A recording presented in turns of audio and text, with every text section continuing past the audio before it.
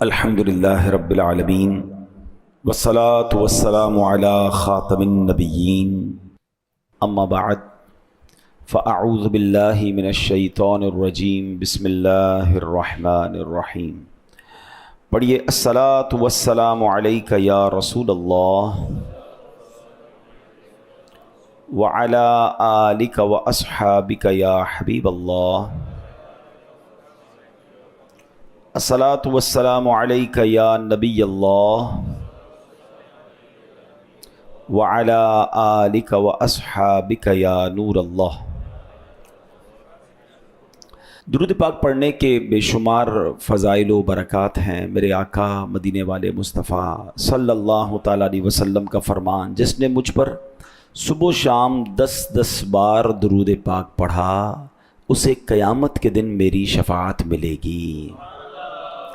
محبت کے ساتھ بآواز بلند درود پاک پڑھ لیں۔ صلو علی الحبیب صلی اللہ تعالی علی محمد صلی اللہ علیہ وسلم۔ مہر چرخ نبوت پہ روشن درود، مہر چرخ نبوت پہ روشن درود، گل باغ رسالت پہ لاکھوں سلام، شہریار ارم تاجدار حرم، نو بہار شفاعت پہ لاکھوں سلام۔ ایک بار پھر محبت سے درود پاک پڑھ لیں۔ صلو علی الحبیب صلی اللہ تعالی علی محمد صلی اللہ علیہ وسلم۔ آج قرآن پاک کی پارہ نمبر 1 سورہ بقرہ اور آیت نمبر 105 105 نمبر آیت کی تلاوت ہوگی، اس کا ترجمہ ہوگا اور اس سے ملنے والا انشاءاللہ پیغام۔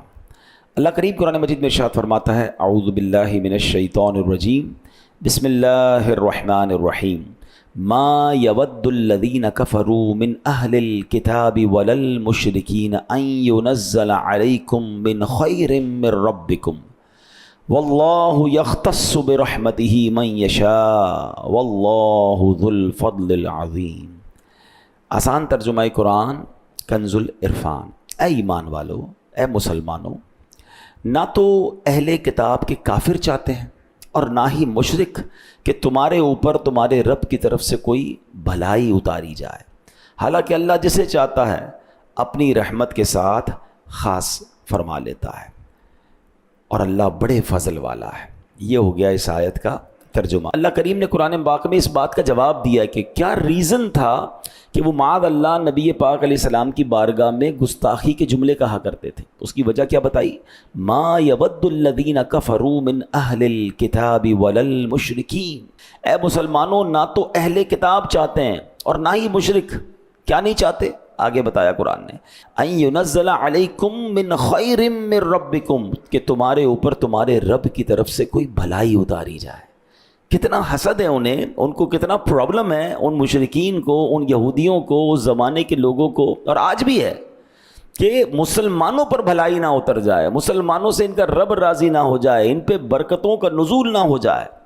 اب طریقہ کیا انہوں نے اپنایا کہ وہ خود بھی گستاخی والے الفاظ استعمال کرتے تھے اور چاہتے تھے مسلمان بھی معاذ اللہ ان گستاخانہ جملوں کو دہرانا شروع کر دیں، مگر یہ بدبخت جانتے نہیں۔ اللہ نے سبحان اللہ مسلمانوں کو انعام کیا دیا، واللہ یختص برحمتہ من یشاء واللہ ذو الفضل العظیم۔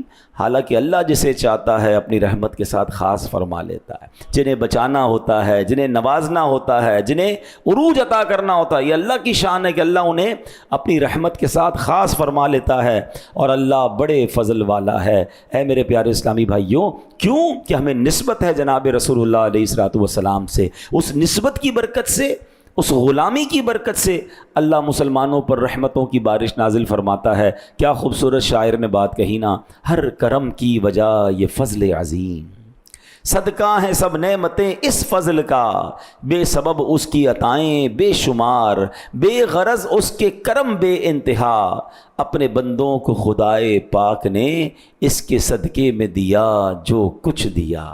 یعنی نبی پاک کی غلامی ملی، سرکار علیہ الصلوۃ والسلام کا دامن ملا، تو اللہ قرآن میں فرما رہا ہے کہ اللہ کچھ لوگوں کو اپنی رحمت کے ساتھ خاص کر لیتا ہے۔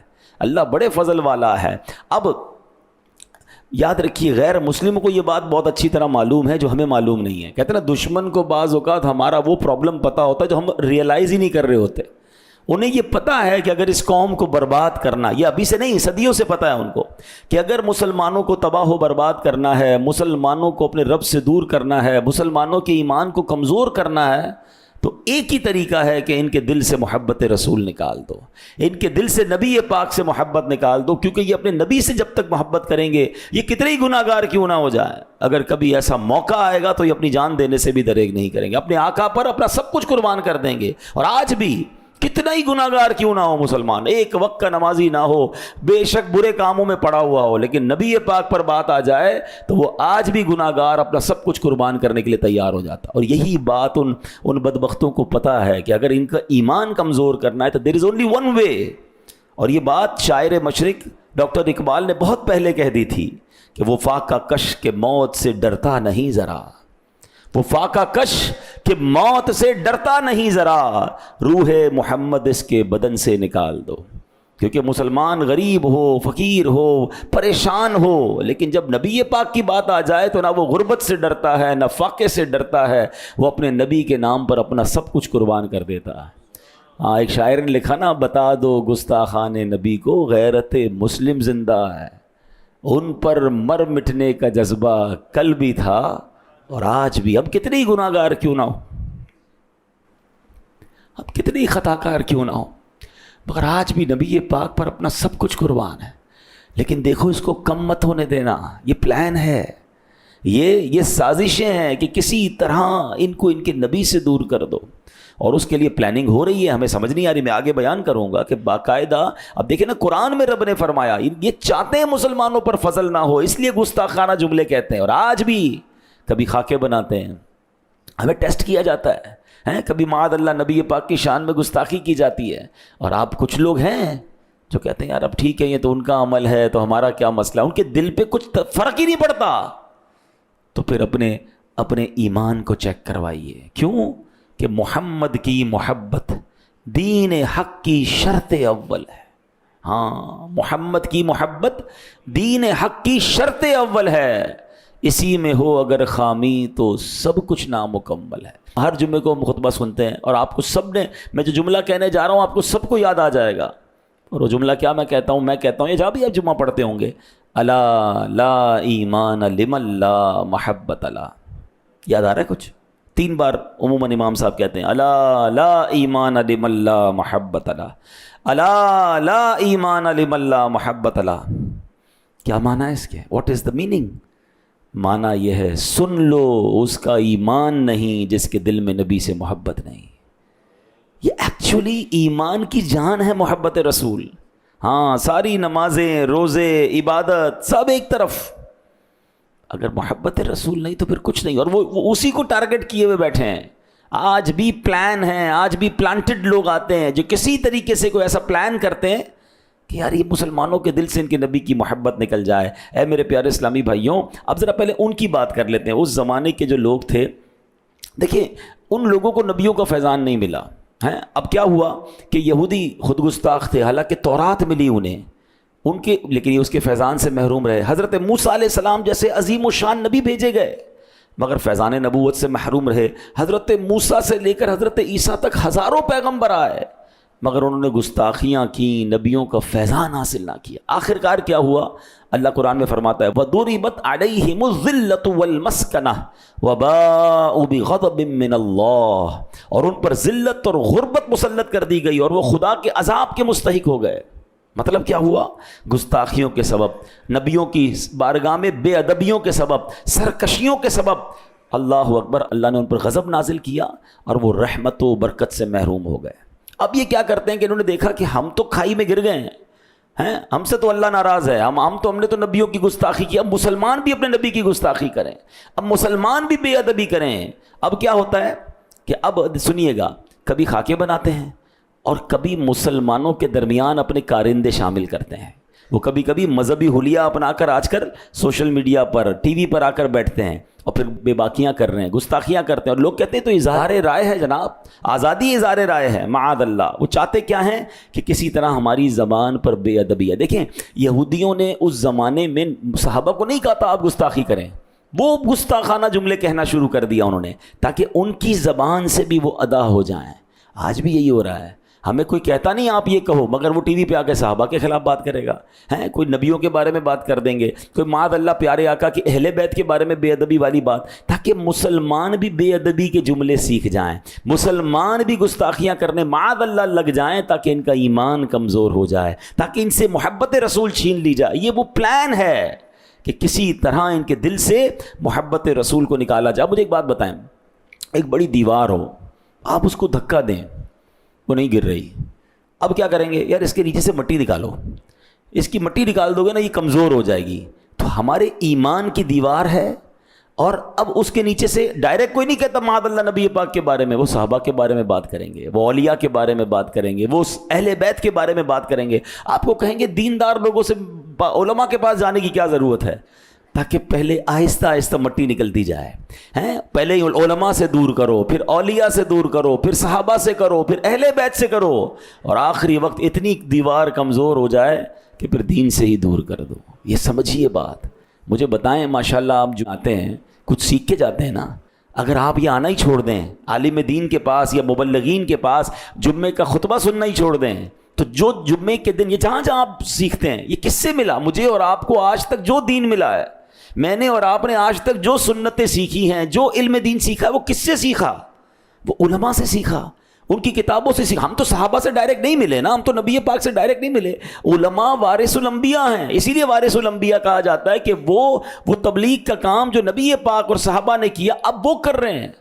لیکن پلان دیکھیں، کہتے ہیں علماء کی ضرورت ہی نہیں ہے، اولیاء نے تو کیا ہی کچھ نہیں ہے، صحابہ تو معاذ اللہ کوئی ضرورت نہیں ہے۔ یعنی کس طریقے سے دین سے دور کرنا ہے۔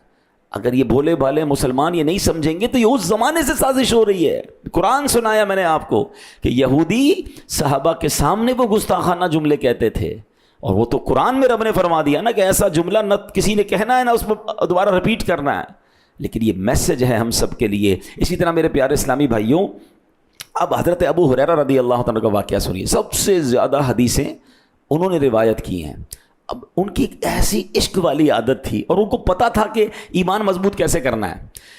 ہوتا کیا تھا کہ جب وہ نبی پاک علیہ الصلوۃ والسلام کے صحابی تھے، جب کسی دیہاتی کو دیکھتے تھے نا جو دور سے آیا ہے، تو اس کو کہتے آپ نے پیارے آقا علیہ السلام کی زیارت کی ہے؟ تو کہتا میں نے زیارت نہیں کی۔ بولے بیٹھو میں آپ کو نبی پاک کا حلیہ بتاتا ہوں، پیارے آقا کی باتیں بتاتا ہوں، نبی پاک کے اوصاف بتاتا ہوں۔ اب سوال ہے کہ یار ایک دیہاتی ہے، دور سے آئے، پہلے نماز سکھائیں، پہلے قرآن سکھائیں، پہلے سنتیں سکھائیں؟ نہیں، وہ جانتے تھے کہ سب سے پہلے سافٹ ویئر کون سا ڈالنا ہے، وہ عشق رسول کا سافٹ ویئر ڈالنا ہے۔ یہ نبی پاک سے محبت کر لے گا نا، پھر نمازی بھی بن جائے گا، پھر قرآن بھی پڑھے گا، پھر یہ سنتوں پر بھی عمل کرے گا، اور جناب نمازیں بھی ہیں، روزے بھی ہیں، سب کچھ ہے۔ اور اگر محبت رسول نہیں ہے تو پھر کچھ بھی نہیں ہے۔ اب یہ کون کر رہا ہے؟ یہ صحابی رسول کر رہے ہیں۔ وہ جانتے تھے کہ نبی پاک سے جب دلی رشتہ مضبوط ہو جائے گا نا تو ایمان پختہ ہو جائے گا۔ ایمان جتنا پختہ ہوگا، نیکیوں میں دل بھی لگتا ہے، آدمی جنت کے راستے پر بھی چل جاتا ہے۔ تو محبت رسول ہمارے اندر بھی ہونی چاہیے، ہمارے بچوں کے اندر بھی ہونی چاہیے۔ ہم اپنے بچوں کو نبی پاک کی باتیں بتائیں، ان کے اوصاف بتائیں، ان کے معجزات بتائیں، ان کی خوبصورتی بتائیں، ان کے کمالات بتائیں۔ ہاں، ان کا دل نبی پاک سے محبت سے بھر دو۔ آپ عاشق رسول بن گئے نا، پھر انشاءاللہ سارے کام آسان ہو جائیں گے۔ تو یہ ہے بیسک چیز جو ہمیں سمجھنی ہے۔ اے میرے پیارے اسلامی بھائیوں، اب عشق رسول بڑھائیں کیسے؟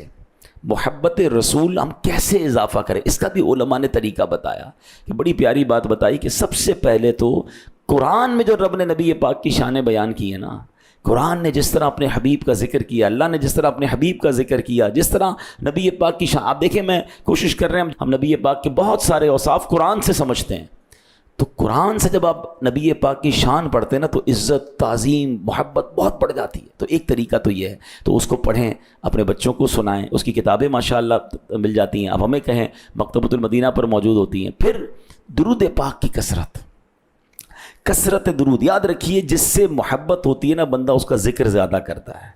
اب میں کہوں جناب نبی پاک سے محبت بہت زیادہ ہے، پورے دن میں نام کتنی بار لیا آپ نے؟ میں آپ کو سچ بتاؤں، کبھی کسی آپ کے ساتھ بھی ہوتا ہوگا، کبھی کسی دوست کے ساتھ بیٹھے نا، تھوڑی دیر میں پتہ چل جاتا ہے اس کو اپنے کس سے زیادہ محبت ہے۔ جس کو اپنے بچے سے محبت ہوگی نا، ہر تھوڑی دیر بعد اپنے بچے کا کسی نہ کسی بہانے سے ذکر کرتا رہے گا۔ کسی دوست سے بہت محبت ہوگی، تھوڑی دیر بعد اس دوست کا بات کرے گا۔ کسی کو اپنے والد سے محبت ہے، اپنی والد کا ذکر کرے گا۔ یعنی بندے کے پاس بیٹھ کر پتہ چل جاتا ہے کہ یہ کس سے پیار کرتا ہے۔ सच बताओ क्या आशिक रसूल के पास बैठकर पता नहीं चलना चाहिए नबी पाक से कितना प्यार करता है? यार ये जब देखो प्यारे आका की बातें करता है, जब देखो उनका नाम लेता है, जब देखो उनका जिक्र करता है, उन पर दुरूद पढ़ता है, ये होना चाहिए। जिक्र रसूल से ज़बान तर रखिए, ये आपके इश्क रसूल में इजाफे का बाइस बनेगा। फिर उलमा फरमाते हैं कि सीरत रसूल पढ़ें। बहुत बड़ा मसला ये कि हमने न जाने किस किस की जो है ना बायोग्राफी और किस किस की हिस्ट्री को पढ़ा है, नहीं पढ़ा तो नबी पाक की सीरत को नहीं पढ़ा। यार जिस नबी का कलमा पढ़ा हमें पता ही नहीं है कि उनकी मक्की ज़िंदगी कैसी थी, उनकी मदनी ज़िंदगी कैसी थी। वल्लाही आप तवज्जो के साथ एक बार प्यारे आका की पूरी लाइफ को पढ़ लें, सीरत रसूल को पढ़ लें, आप दीवाने हो जाएंगे। आपको आपके मज़े को मज़ा आ जाएगा। मैं आपको एक बहुत सारी किताबें, हज़ारों, बल्कि सच्ची बात ये सदियां हो गई नबी पाक की सीरत लिखी जा रही है, मगर बात पूरी नहीं हो रही है। हाँ, ये भी कमाल है। प्यारे आका के औसाफ का एक कमाल ये है कि उनकी तारीफ़ में, उनकी शान में 1400 साल से लिखा जा रहा है, मगर बात पूरी नहीं हो रही। क्यों नहीं हो रही? शायर कहते हैं ना, जिंदगियां ख़त्म हुई और कलम टूट गए, जिंदगियां ख़त्म हुई और कलम टूट गए, आका तेरे औसाफ का एक बाब भी पूरा ना हुआ। एक बाब, एक चैप्टर भी अभी तक कंप्लीट नहीं हुआ है। क्यों? दिलदार बड़े आए, महबूब बड़े देखे, जो देखे सभी उनके कदमों में पड़े देखे। अरबाबे नज़र को कोई ऐसा न मिलेगा, बंदे तो बहुत मिल जाएंगे पर आका न मिलेगा। तारीख अगर ढूंढेगी सानी मोहम्मद, सानी तो बड़ी चीज़ है, साया ना मिलेगा। तो अल्लाह ने ऐसा बनाया अपने हबीब का। प्लीज़ सीरत पढ़िए। तो मैं एक किताब सजेस्ट करता हूँ, शायद मैंने कई बार उस किताब को पढ़ा है और कई बार तो रोते रोते पढ़ा है। यानी वो कमाल किताब लिखी है मुफ्ती अब्दुल मुस्तफ़ा आज़मी साहब ने, और आप इस किताब को पढ़ लें। बिल्कुल चैप्टर वाइज उन्होंने इसको बनाया है कि प्यारे आका की विलादत से पहले के वाक़यात क्या थे, विलादत के वक्त के वाक़यात क्या थे, बचपन में लाइफ मुबारक, ज़िंदगी मुबारक कैसी थी, फिर इब्तिदाए इस्लाम के वाक़यात क्या थे, फिर हिजरत मदीना का वाक़या उसमें पढ़ें, मदीने पहुँच कर फिर पहली हिजरी में क्या हुआ, फिर जंग बदर कैसे हुई, ग़ज़वा उहद कैसे हुई, सुलह हुदैबिया कैसे हुआ, उसके बाद फ़तेह मक्का कैसे हुआ। अल्लाह अकबर। आपको ऐसा लगेगा आप उस दौर में पहुंच गए हैं। हाँ, रोज़ के कुछ सफ़ात पढ़ें बावुज़ू होकर। अल्लाह अकबर। अपने नबी की बातें नहीं पढ़ूंगा तो मैं किसकी बातें पढ़ूंगा? और आप ये बातें फिर अपने बच्चों को बताएं। फिर उसमें नबी पाक के मौजज़ात भी हैं, नबी पाक का हुस्न भी है, प्यारे आका के आज़ा के कमालात हैं। सुबहान अल्लाह। आपको ऐसा लगेगा आप उस दौर में पहुंच गए। थोड़ा वक्त निकालें। हाँ, जिसका कलमा पड़ा है, तेरे सदके में आका सारे जहान को दीन मिला, जिनके सदके दीन मिला है उनके बारे में तो जानो ना यार। पता ही नहीं हमें उनके बारे में। यकीन करें मैं 4-6 सवाल करूं उसके बाद जवाब नहीं होगा किसी के पास। और जनाब अपने क्रिकेटरों के बारे में तो जनाब पता नहीं, फुटबॉलर के बारे में, दुनिया भर के लोगों के बारे में मालूमात है। हमारी नबी पाक से मोहब्बत की कमी की वजह भी ये है, हम उनकी सीरत नहीं पढ़ते, हमारा कनेक्शन कमज़ोर होता जा रहा है। ना करें ऐसा। मेरा सब कुछ मेरे आका है ना, मेरे तो आप ही सब कुछ है रहमत आलम, मैं जी रहा हूँ ज़माने में आप ही के लिए। अल्लाह करे ऐसे बन जाए। अब कुरान पाक की आयत का अगला हिस्सा, वल्लाहु यख्तस्सु बिरहमतिही मन यशा वल्लाहु ज़ुल फ़ज़्लिल अज़ीम। हालांकि अल्लाह जिसे चाहता है अपनी रहमत के साथ ख़ास फरमा लेता है, और अल्लाह बड़े फ़ज़ल वाला है। अब पिछली बात तो हमने समझ ली कि यहूदी और ये ईसाई जो थे या उस ज़माने के मुशरिकीन थे, और अब भी जो लोग इस्लाम दुश्मन हैं वो मुसलमानों के हसद में मुब्तला है। मगर सुबहान अल्लाह, अल्लाह करीम जिसे चाहे अपने फ़ज़ल के साथ ख़ास फरमा लेता है। अच्छा, ये जो फ़ज़ल के साथ ख़ास फरमाना ना, इस पर बड़ी ख़ास हदीस है। मैंने ख़ुद भी ज़िंदगी में पहली बार इस हदीस को आज पढ़ा है, आप सुने मज़ा आ जाएगा। एक हदीस पाक है, फ़ज़ल खुदाबंदी मुसलमानों पर कैसा है, नबी पाक के उम्मतियों पर कैसा है, प्यारे आका ने किस तरह बयान फरमाया। बड़ी प्यारी एग्जाम्पल है, ज़रा गौर से सुनिएगा। हज़रत अब्दुल्ला इब्न उमर रदियल्लाहु तआला अन्हुमा से रिवायत है, रसूल अकरम नूर मुजस्सम सल्लल्लाहु तआला अलैहि वसल्लम ने फरमाया, तुम्हारी और यहूदो नसारा की मिसाल यूँ है कि गोया एक शख्स है जिसने कुछ लोगों को मजदूरी पर रखा और कहा, कौन है जो फजर से लेकर निस्फुन नहार यानी ज़ोहर तक काम करेगा, फजर से लेकर ज़ोहर तक काम करेगा, मैं उसे एक किरात उजरत में दूंगा। और ये नबी पाक ने फरमाया ये मिसाल यहूदियों की तरह है, यहूदियों की है कि फजर से लेकर ज़ोहर टाइम बहुत होता है, बहुत काम किया, एक किरात मिला। फिर वो शख्स ऐलान करता है, कौन है जो निस्फुन नहार यानी ज़ोहर से लेकर असर तक काम करेगा, उसको भी एक किरात दूंगा। आका अलैहिस्सलाम ने फरमाया ये नसारा ईसाइयों की मिसाल है। پھر اس نے آخر میں اعلان کیا کون ہے جو عصر سے مغرب کام کرے گا اور 2 قرات دوں گا. عصر سے مغرب ٹائم کتنا؟ سب سے تھوڑا. اور اجر کتنا؟ ڈبل. فرمایا یہ مثال مسلمانوں کی ہے. یعنی پچھلی قوموں نے بڑی عبادتیں کی. جو عبادت گزار تھے نا وہ جنگلوں میں رہتے تھے, بہت محنت کی, عمریں بھی لمبی لمبی, 300 سال 400 سال عبادت. مسلمانوں کی عمر بھی تھوڑی, جنگل میں نہیں جانا ہے, جنگل میں جا کر ریاضت میں بھوکے پیاسے رہ کے عبادت نہیں کرنی ہے. ہماری مسجد میں AC چل رہا ہے, پنکھوں کے نیچے بیٹھے ہیں, اللہ پھر بھی اجر عطا فرما رہا ہے. عمر بھی تھوڑی, کام بھی تھوڑا, اجر بھی زیادہ. کیوں؟ سبحان اللہ, میری خوش قسمتی میں تیرا امتی. یہ صدقہ ہے جناب رسول اللہ علیہ الصلوۃ والسلام کا کہ ہمیں ایک نیکی کریں تو 10 نیکیوں کا ثواب. ساری زندگی بھی کوئی گناہ کرے, ایک بار سچی توبہ کرے, اللہ پچھلے سارے گناہ معاف فرما دیتا. یہ صدقہ ہے جناب رسول اللہ علیہ الصلوۃ والسلام کا. تو اے میرے پیارے اسلامی بھائیوں, نبی پاک نے فرمایا جب یوں ہوا کہ اس امت نے کام تھوڑے کیے مگر اجر دگنا مل گیا, ڈبل مل گیا, تو یہود و نصارہ غصے میں آ گئے, بولے ہم نے کام زیادہ کیا, ہمیں اجر کم دیا جا رہا ہے. اللہ پاک نے فرمایا کیا میں نے تمہارے حق سے کچھ کم کیا ہے؟ تمہیں تو پورا مل گیا نا. ہاں, تو پھر اللہ نے فرمایا یہ اللہ پاک کا فضل ہے, رب کریم جتنا چاہتا ہے فضل عطا فرماتا ہے. ان لوگوں کا تو پیسے کم نہیں ہوئے, جو ان سے بات ہوئی تھی وہ تو دے دیا نا. اب اللہ کی مرضی ایک ایسی امت آئی, کیونکہ وہ حبیب پاک کی امت تھی جو کام تھوڑا کرتی ہے, اللہ اجر زیادہ عطا فرماتا ہے. واللہ ذو الفضل العظیم, اللہ بڑے فضل والا ہے. تو اے میرے پیارے اسلامی بھائیوں, یہ ہم پر مہربانی کی گئی ہے کہ ہمیں چھوڑے تھوڑے عمل پر زیادہ اجر, لیکن اس کی وجہ سے دیگر اقوام, دیگر مذاہب کے لوگ ہم سے حسد کرتے ہیں اور پھر اسی وجہ سے وہ پلان کرتے ہیں. تو یہاں یہ بات ہمیں سمجھنی ہے کہ ہمیں جو ہے وہ تھوڑی سے عمل پر جب اجر زیادہ دیا جا رہا ہے تو ہمیں اللہ کی رحمت کا شکر بھی ادا کرنا چاہیے اور پھر وہ اعمال بھی کرنے چاہیے اور نبی پاک سے سچی محبت کرنی چاہیے. اب آخری بات, حسد جو اس کے بارے میں ہم نے قرآن سے بھی سنا, یہ یہود والی بیماری ہے, یہ پرانی بیماری ہے اور بدقسمتی سے آج مسلمانوں میں بھی حسد آ رہا ہے. خدا کے واسطے اپنے آپ کو حسد سے بچائیں. حسد اتنی بری بیماری ہے کہ نبی پاک فرماتے ہیں حسد ایمان مونڈ دینے والی بیماری ہے. حسد ایمان کو ایسے برباد کرتا ہے جیسے ایلوا جو ہے وہ شہد کو برباد کر دیتا ہے. اب لوگ حسد پال کر بیٹھے ہیں, حسد کرنے والے کا ہی بیڑا غرق ہوتا ہے. ایک واقعہ سنیے جس سے آپ کو مزید بات سمجھ آ جائے گی. ایک شخص تھا, بادشاہ کی بارگاہ میں تھا.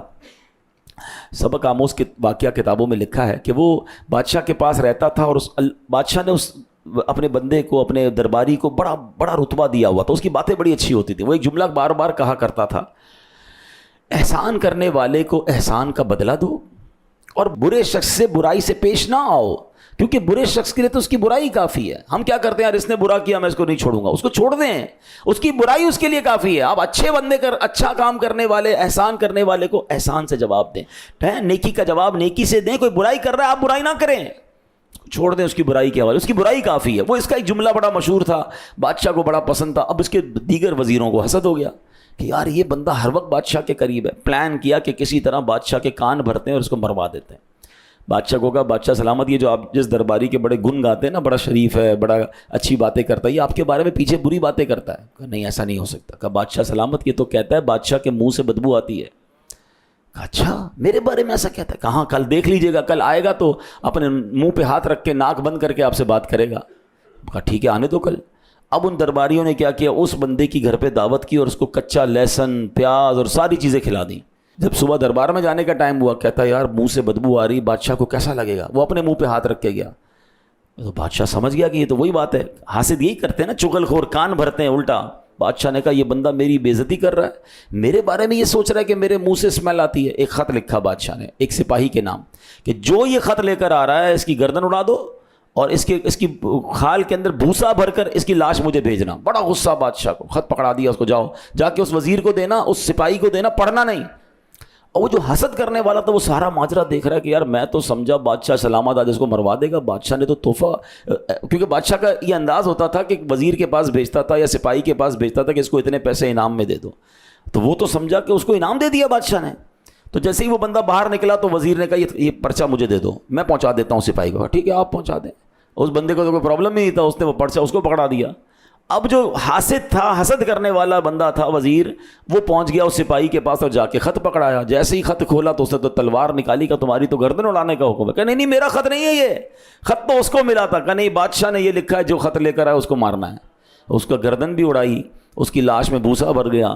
اگلے دن صبح ہوئی تو وہ بندہ پھر پہنچ گیا بادشاہ کی بارگاہ میں. کہتا ہے یا بادشاہ سلامت، احسان کرنے والے کا بدلہ احسان سے دیجئے اور برائی کرنے والے کو اس کی برائی پر چھوڑ دیجئے، برائی کافی ہے اس کے لیے. بادشاہ کہتا ہے تم زندہ کیسے ہو؟ کہ کیوں، کیا ہو گیا؟ کہ کل تم آئے تھے، میں نے تمہارے لیے آرڈر دیا تھا، کہ وہ پرچہ تو میں نے فلاں بندے کو پکڑا دیا. اب فلاں بندے کو پکڑا ہے، وہ تمہارے بارے میں وہی تو کہتا تھا. کہ بادشاہ سلامت میں تو آپ کا ادب کر رہا تھا، میرے منہ سے کل اسمیل آ رہی تھی، میں نے لہسن کھایا ہوا تھا، اس لیے منہ پر ہاتھ رکھا کہ آپ کو تکلیف نہ ہو. تو بادشاہ کہتا ہے جو تم کہتے تھے وہ صحیح تھا، کہ احسان کا بدلہ احسان سے دے دو، برائی کرنے والے کے لیے اس کی برائی کافی ہے. یہ واقعہ ہے. مگر یقین کریں جو آج، اگر ہم آج کے سینیریو میں دیکھیں نا، جو دوسرے کے لیے گڑھا کھودتا ہے نا، اس کا بگاڑ کچھ نہیں سکتا. وہ ایکچولی اپنا بگاڑ رہا ہوتا ہے، وہ اپنا سب کچھ برباد کر رہا ہوتا ہے. حدیث پاک میں آتا ہے حسد نیکیوں کو اس طرح کھا جاتا ہے جیسے آگ لکڑی کو کھا جاتی ہے. حدیث کے الفاظ سنیں، ایاکم والحسد فإن الحسد یأکل الحسنات کما تأکل النار الحطب. آقا فرماتے ہیں حسد سے بچو، حسد نیکیوں کو یوں کھا جاتا ہے جیسے آگ لکڑی کو کھا جاتی ہے. دنیاوی مثال دیتا ہوں، سارا دن کام کریں، جاب کریں، محنت کریں، مزدوری کریں، اور آخر میں گھر جا کر سارے دن کی کمائی کو رکھیں اور آگ لگا دیں. کیا کہیں گے؟ عقل مند کہیں گے اس بندے کو، یار پورے دن کی کمائی کو آگ لگا دی، کمایا کیوں تھا؟ اور آج اتنا حسد عام ہو گیا، بھائی کو بھائی سے حسد، بہن کو بہن سے حسد، دوست کو دوست سے حسد. کیوں ہم حسد کرتے کیوں ہیں؟ یاد رکھیں اللہ پاک کی مرضی، وہ جسے جو چاہے عطا فرمائے، وہ خالق ہے، وہ مالک ہے. ہم اللہ کی تقسیم پر کیسے اعتراض کر سکتے ہیں؟ اس کو گاڑی کیوں مل گئی، اس کو بنگلہ کیوں مل گیا، یہ ترقی کیوں کر گیا، میں پیچھے. یہی تو حسد ہے نا. ایکچولی حسد یہ کہ جب اگلا ترقی کرتا ہے تو پرابلم ہو جاتی ہے. کیوں پرابلم ہو رہی ہے؟ اللہ عطا فرما رہا ہے، ہم اللہ کی تقسیم پر اعتراض کر رہے ہیں. یہ حرام، جہنم میں لے جانے والا کام. اچھا ایک اور عجیب بات، جس سے حسد ہے نا اس کا بگاڑ کچھ نہیں سکتے ہم. ایسا تھوڑی کہ میں حسد کروں گا تو وہ نیچے ہو جائے گا. اللہ نے عزت رکھی ہے، سارے پاکستان اس سے حسد کرے نا کچھ بھی نہیں کر سکتا اس کا. ہاں وَتُعِزُّ مَن تَشَاءُ وَتُذِلُّ مَن تَشَاءُ. ہم اپنا ہی نقصان، ایک تو نیکیاں برباد کر رہے ہیں، الٹا حسد کرنے والے کا ایک اور پرابلم کیا، اس کو نیند نہیں آتی، اس کو ٹینشن بڑی رہتی ہے، وہ بے سکون ہو جاتا ہے کیونکہ وہ جل رہا ہے نا، وہ آگ میں جل رہا ہے، حسد ہو رہا ہے، جیلسی ہو رہی ہے. ہمیں آ کر کچھ لوگ کہتے ہیں کبھی کبھی نیند نہیں آتی، دماغ بہت سوچ رہا ہوتا ہے. تو چیک کریں کسی کا حسد تو نہیں پال لیا. اچھا حسد جو ہے نا ہمیشہ یاد رکھے کسی جاننے والے سے ہی ہوتا ہے.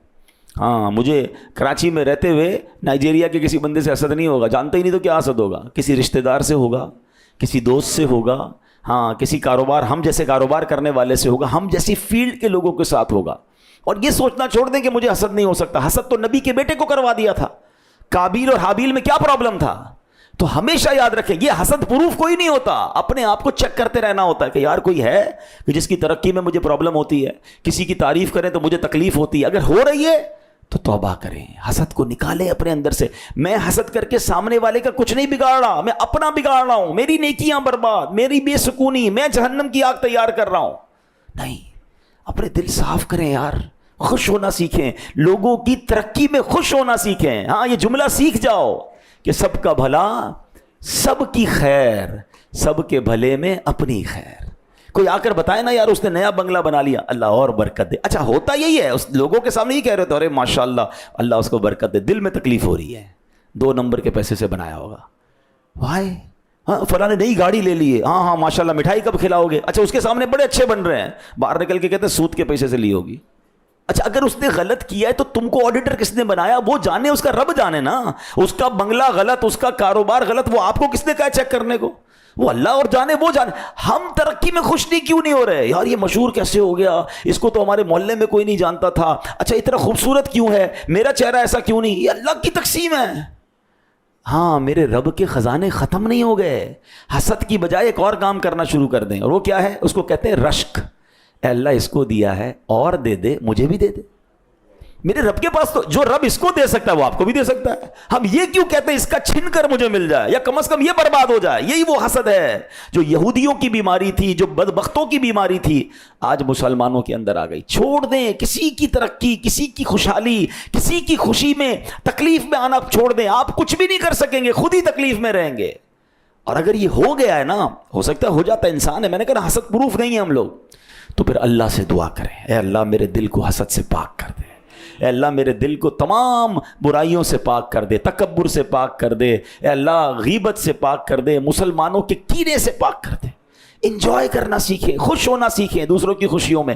ہاں یہ دعا کر سکتے ہیں, اے اللہ اس کو دیا ہے مجھے بھی دے دے, تیرے خزانوں میں تو, اور اس کو اور دے, یہ بھی کہا کرو. بلکہ میں مشورہ دیتا ہوں, جس سے حسد ہو گیا نا, پہلے چیک کر لو کہ ہاں یار ایک بندہ ہے تو صحیح, کہ جب بھی اس کی ترقی سنتا ہوں, جب بھی اس کی جناب کوئی بڑی بات اس کو مل جاتی ہے تو مجھے تکلیف ہوتی ہے. اب آپ اسی کے لیے دعا کرنا شروع کر دیں, اے اللہ اس کو اور دے. آپ کہیں گے مولانا صاحب بندہ ہی اچھا نہیں لگ رہا, اس کے لیے دعا کہاں سے کریں؟ تو اس کا مطلب پرابلم ہے نا کہ تمہیں مسلمان کے لیے دعا کرنے میں بھی پرابلم ہو رہی ہے. یہی تو حسد ہے, یہ تو ٹیسٹر ہو گیا نا, کہ اتنا گندا ہو گیا میرا دل کہ میں اس کی دعا نہیں کر پا رہا, دعا کرتا ہوں تو برا لگتا ہے. یہی چیکنگ تھی, یہی ٹیسٹ تھا, یہی وائرس ہے.